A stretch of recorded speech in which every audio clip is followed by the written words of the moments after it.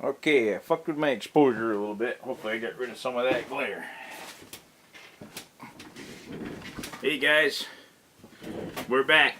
I promised a side-by-side comparison of the Everest Gen 7 and my Everest 10, now affectionately known as a Trail Cat. They're two completely different animals, but I promised a comparison and I'm going to do the best I can here.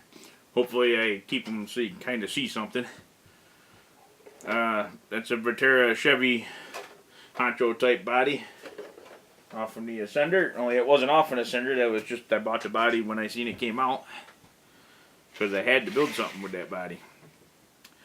So we got my chassis versus their chassis. Mine, I'm pretty confident in saying that mine will outperform this thing.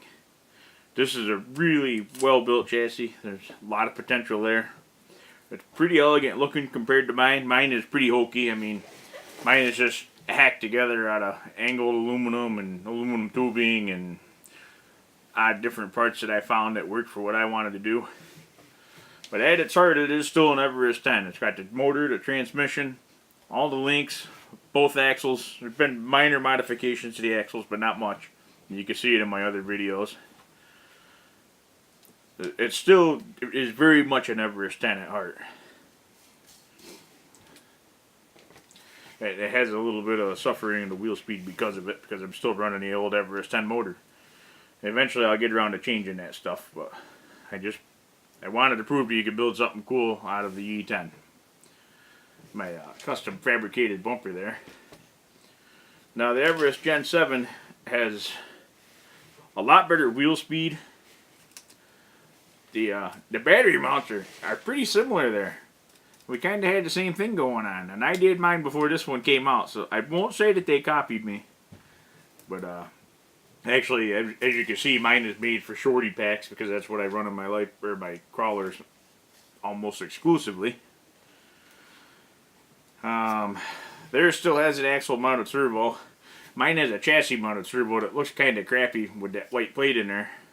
I'm thinking about going through and just painting this stuff to make it all a little bit more uniform looking.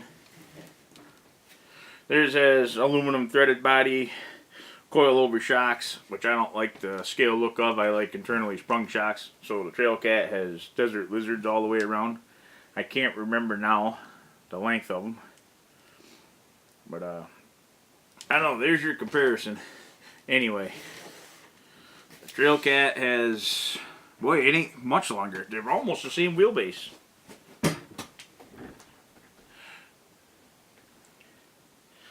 Boy, the wheelbase is too close to call. The Trail Cat maybe has between quarter and half an inch longer wheelbase.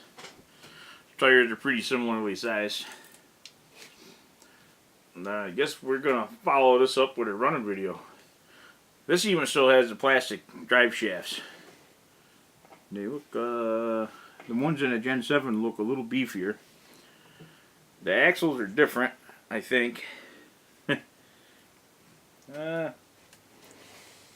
look very similar though. No, I think they do still use the same axles. They just put more stuff on them. I don't know. It's really hard to compare the two. It's apples to oranges. Theirs is definitely worth the money. I had a guy ask me, is it worth the extra money to go with the Gen 7 over the E10? Me, I find it rewarding to build something myself. Even if it looks like that. I mean, that is a monstrosity up in there. But it's functional, it works. It did what I wanted to with that servo, got it up out of sight. I was pretty proud of that bumper. She's a little tweaked and bent up now because it has been run a little bit. I think I'm going to do similar for that Cadillac project I'm working on. I got another video coming with that. I found some really cool features in that when I was building it. I was just going to do a two-part on this one, but I decided this is the Gen 7 versus an old E10. You take away the blingy wheels and the tires and use the stock stuff. I think you could build this for considerably less than you could buy that. Now, if you go to the sport version, it's only $200, and then you're getting pretty close. I can't remember how much the chassis rails were. I don't know if they were $20 or $30 or what. I bought those. I bought the shocks. And you could probably get away without the shocks too. You could use something else. They weren't overly expensive. I built this thing completely budget minded. There's not even oil in them shocks. There's just enough oil in them to lubricate them. There's springs inside them, but there's not a lot of suspension to this truck. And I don't think it needs it for how fast it doesn't go.